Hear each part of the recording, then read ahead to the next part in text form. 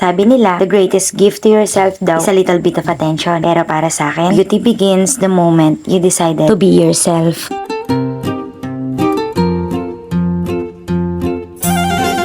Hi! Tara, samahan niyo ako ngayong araw. Naimbitahan nga pala tayo dito sa Mariel Beauty, dito sa Barangay Uno, Maria Aurora.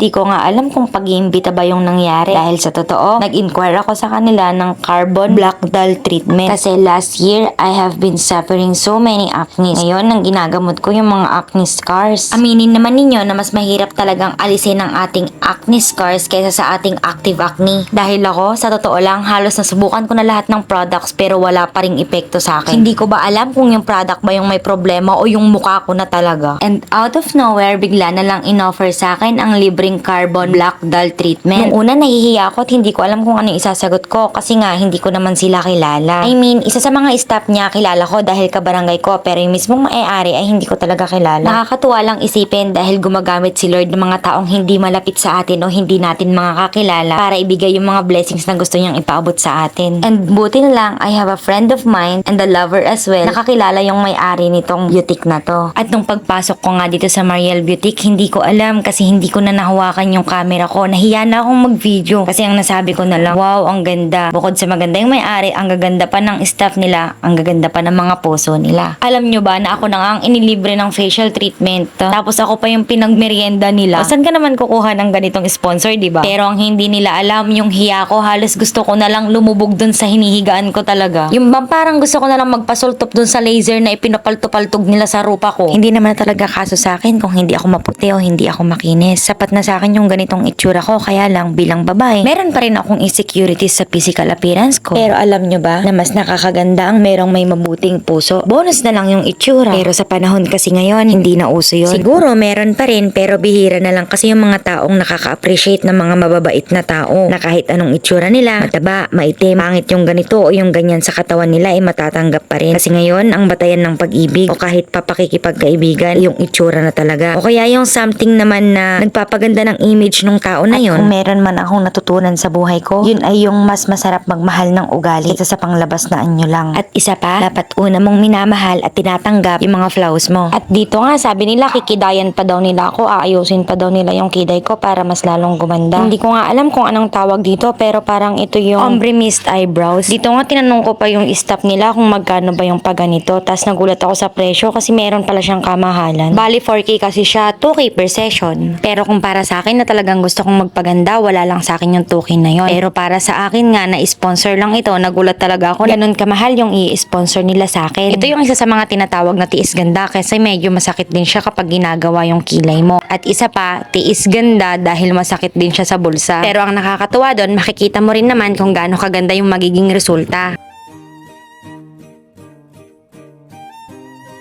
Ay, nakita sa Angelina. Paano ba yan? Hanggang dito na lang. Bye!